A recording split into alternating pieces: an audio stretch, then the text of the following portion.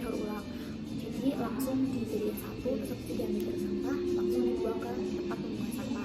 Pengelolaan sampah yang ada di Kelurahan Jagalan ini sudah terkendali dengan baik atau belum? Menurut saya ya pribadi di Jagalan itu kurang banget, karena yang kita tahu mereka itu kayak ya udah tinggal buang sampah gitu aja, jadiin satu tanpa dikelola kayak disendiri-sendiriin gitu, itu nggak ada gitu. Jadi kayak ya udah warganya tinggal buang sampah jadiin satu kantong plastik dibuang gitu aja. Pengolahan sampah, apakah di Kelurahan Jagalan itu berjalan pengolahan sampahnya atau cuman dibuang sampahnya, dibuang ya udah dibuang aja gitu? Untuk terkait pengolahan sampah di Jagalan sendiri itu tidak dipisahkan antara sampah anorganik dan organik. Jadi petugas kebersihannya susah untuk memisah-misahkan antara sampah organik dan anorganik. Untuk di tingkat kelurahannya juga sama, karena truk sampah yang mengambil sampah ini itu adalah truk sampah yang dari kelurahan seperti itu. Jadi pengelolaan sampah yang ada di Kelurahan Jagalan itu kurang, karena emang tidak ada untuk pengelolaan sampahnya, jadi langsung dibuang ke tempat pembuangan sampah akhir.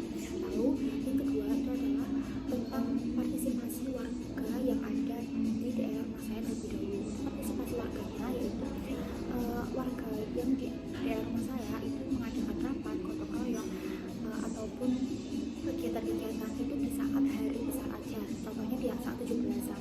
Untuk di hari-hari biasa itu sudah tidak berjalan, seperti PKK, rapat rutinan RT RW itu sudah tidak ada.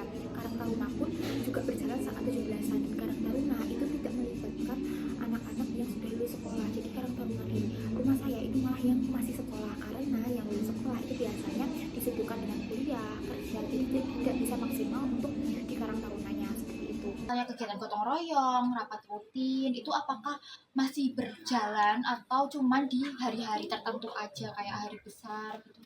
Kalau di Jagalan sendiri itu kebetulan orang-orangnya itu individualis. Jadi ya banyak kesibukan sendiri, ada yang kerja, ada yang kuliah, ada yang merantau. Jadi ya kebanyakan acara-acara atau agenda itu diadakan kalau ada agenda intinya saja. Kalau dari Kak Diego sendiri, itu apakah masih mengikuti kegiatan-kegiatan, masih aktif banget atau cuma beberapa doang karena kesibukan atau gimana?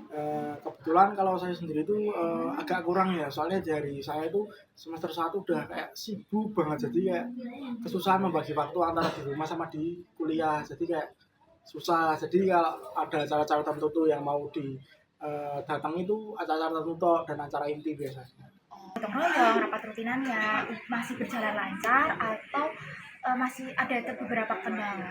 Masih ada beberapa kendala karena banyak kesibukan warganya, dan warganya itu banyak juga yang merantau, dan banyak juga warga yang bukan tetap di sini. Jadi mereka nanti ada yang punya rumah di tempat lain tapi mereka katanya di sini ya, kayak gitu.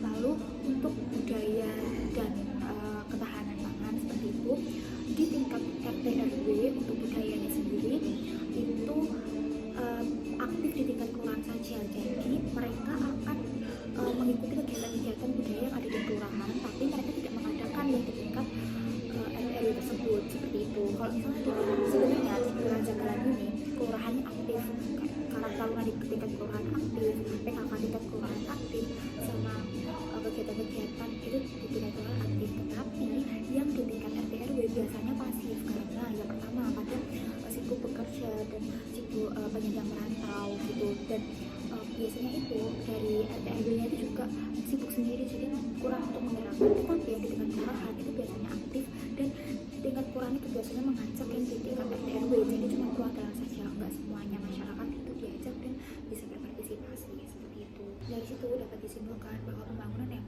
ada di daerah rumah saya itu belum mencerminkan pembangunan yang partisipatif dan berkelanjutan, karena kurangnya partisipasi dari masyarakat serta masih menganut individualis gitu. Untuk modernisasi emang mereka beberapa ada ya, kalau misalnya menurut dari warga tadi memang belum modern, karena memang mereka keterlibatannya belum sempurna. Tetapi kalau misalnya dalam hal modernisasi digitalisasi mereka mungkin sudah paham beberapa, tetapi memang tidak diaplikasikan di kehidupan